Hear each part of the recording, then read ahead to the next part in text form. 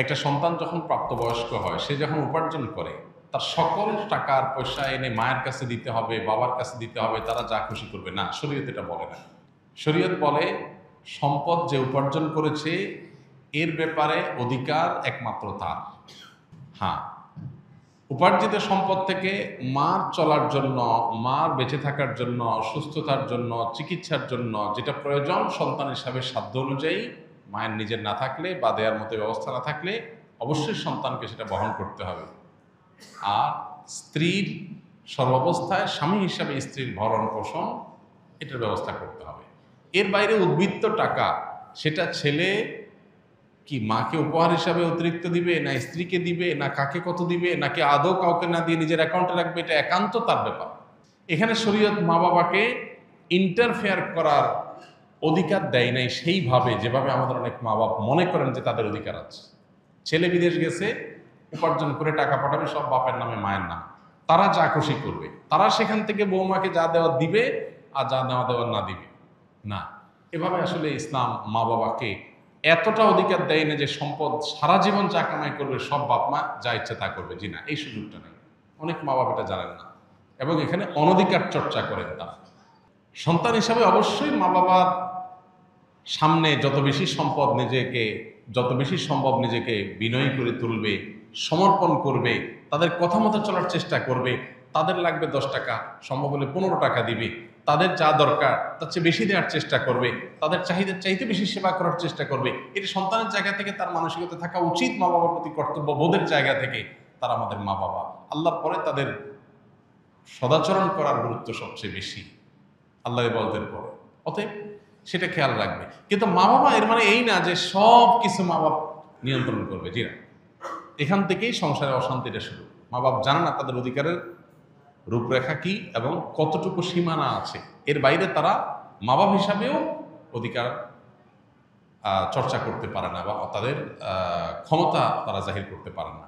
এটা আমাদের সমাজে জানাশোনা নেই। এই জায়গা থেকে সমস্যাগুলো তৈরি হয়। একটা হাদিস আছে, সেখান থেকে কিছুটা অনেকে ভুল বোঝেন। হাদিসটার হলো এই, নবী সাল্লাল্লাহু আলাইহি ওয়াসাল্লাম বলেছেন, আনতা ওয়া মালুকা লি আবিক, তুমি এবং তোমার যাবতীয় এবং সমুদয় সহায় সম্পদ সব তোমার বাপের, মায়ের, বাবা মায়ের। এই হাদিসের মানে অনেকে মনে করেন যে কেউ যা কামাই করবে সারা জীবন যত কিছু করবে সব বাপ মার। জি না, এই হাদিসের ব্যাখ্যা হলো তুমি তোমার উপার্জিত সম্পদ এখানে তোমার বাপ মা, অর্থাৎ তাদের খরচ খরচার জন্য যতটুকু দরকার ততটুকু তোমার এখান থেকে নেওয়ার অধিকার তাদের আছে। এখানে সমুদয় সম্পদ বোঝানো হয় নাই। যদি সমুদয় সম্পদ বোঝানো হতো তাহলে জাকাত তো বাপমার উপরে বর্তাইতো, ছেলের উপরে বর্তাইতো না। কারণ সম্পদ যদি একজনের হয়, জাকাত তো আরেকজনের উপরে বর্তাবে না। এরকম আরো বহু প্রশ্ন তৈরি হবে। এই জন্য এই হাদিসটার ব্যাখ্যা আমরা অনেকে ভুল বুঝি এবং এর ফলশ্রুতিতে অনেক মা বাপ একটু বাড়াবাড়ি করেন, সীমালঙ্ঘন করেন এবং সেক্ষেত্রে স্ত্রীর সাথে ছেলের দূরত্ব তৈরি হয়। এইগুলো আমাদের ব্যালেন্স করতে হবে। এবং একইভাবে আপনার সম্পদের ব্যাপারে স্ত্রীরও এই মানসিকতা থাকতে হবে যে স্বামী তার উপার্জন করার পর আমার ভরণ পোষণ ঠিকঠাক মতো দিচ্ছেন কিনা।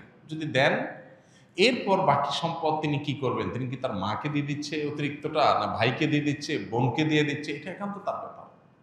আমার এটা নিয়ে মাথা ঘামানোর দরকার নাই, হেডেক নেওয়ার দরকার নেই। বেশিরভাগ মহিলাই অহেতুক পেরেশানি করে নিজেও কষ্ট পায়, সংসারটাকে অশান্তি করে। আমার পরিচিত এরকম আত্মীয় স্বজনের ভিতরে এরকম মেয়েদের কথা জানি যে স্বামী লক্ষ লক্ষ টাকা ধরা খাচ্ছে, কোথাও কাউকে দিয়ে দিচ্ছে, কোনো ভাবনা নেই। আমার তো এটা দেখার দরকার নেই। আমার দেখা দরকার হলো যে আমার ছেলে মেয়ে এবং আমার ভরণ পোষণের ব্যবস্থা সে করছে কিনা। সেটা যদি সে না করে, আমার অধিকার যদি সে খর্ব করে, সেগুলোও যদি সে মানুষকে দিয়ে দেয়, তাহলে অবশ্যই আমি সেখানে দাবি তুলব, যথাযথ নিয়মে আমি আর্গুমেন্ট করব। কিন্তু আমি আমারটা যথাযথ পাচ্ছি, আর দরকারটা কি? বেশিরভাগ মহিলারা স্বামীকে চায় কবজার ভিতরে আনতে, কন্ট্রোলের ভিতরে আনতে, যে আমার কথা উঠবা, আমার কথা বসবা, আমার কথা এদিক ঘুরাবা, আবার এদিক ঘাড় ফিরাবা। এই যে স্বামীকে গোলাম বানাতে চায়, এটা আরেক সমস্যা। তাহলে একদিক থেকে মা বাপের সমস্যা, আরেক দিক থেকে বইয়ের সমস্যা। এই সমস্যাটা কেন হয়? কারণ তার কতটুকু অধিকার আছে এটা সে জানে না। তার যতটুকু অধিকার আছে তিনি তার চাইতে আরো বেশি খাটাইতে চেষ্টা করেন। এটাই হলো একটা ভুলের জায়গা। দাম্পত্য জীবনের সুখ শান্তির জন্য এই জিনিসগুলো অনেক গুরুত্বপূর্ণ। এই জন্য বিয়ের আগে ট্রেনিং হওয়া দরকার। সন্তানকে ছেলে মেয়ে করে বিয়ে করাবেন, সেখানে কি করবেন কি না করবেন, কোথায় অধিকার খাটাতে যাবেন কোথায় খাটাতে যাবেন না, এগুলোর উপর ট্রেনিং হওয়া দরকার। আমার অনেক দিনের স্বপ্ন ইনশাআল্লাহ এরকম একটা ট্রেনিং ডেভেলপ করার, যে বিবাহ ইচ্ছুক ছেলে মেয়েরা এই ট্রেনিং করবে।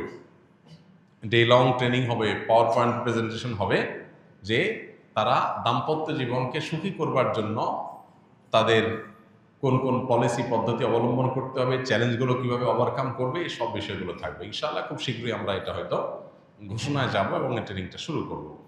তো আমাদের বাসা বাড়িতে যে অশান্তিগুলো আছে, যে কলহগুলো আছে, আল্লাহ তাআলা সেগুলোকে দূর করার তৌফিক দান করুন।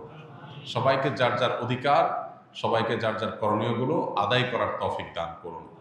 আমাদের বোনদের যারা স্ত্রী হয়ে কোথাও কারোর সংসারে আছেন, কারোর সাথে দিনাতিপাত করছেন, সেখানে নিজের অধিকারের চাইতে বেশি অধিকার খাটানোর চেষ্টা তার করা যেমন উচিত নয়, ঠিক একইভাবে মায়েদের বাবাদেরও উচিত নয় সন্তানের সম্পদ এবং উপার্জন করে অতিরিক্ত মাথা ঘামানো। কোনো ছেলে বউয়ের পিছনে টাকা একটু বেশি খরচ করে, একটু বউ পাগল বেশি হয়। মা বাপ হিসাবে তাদের দায়িত্ব হলো সন্তান সীমা ছাড়ায় গেলে তাকে সুন্দরভাবে বোঝানো যে বাবা ব্যালেন্স করো, পরিমিত হও, হিসাব নিকাশ করো, অতি পাগল হয়ে যেও না।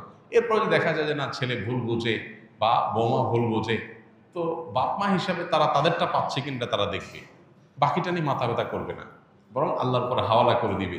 কারণ বিয়ের পর বিশেষ করে কয়েক বছর পর্যন্ত, একটা নির্দিষ্ট সময় পর্যন্ত এই পাগলামিগুলো ছেলেরা করে। এরপরে আস্তে আস্তে হুঁশ ফিরে আসে, মাথায় ব্যালেন্স হয়, তখন সে আর আগের মতো পাগলামি করে না।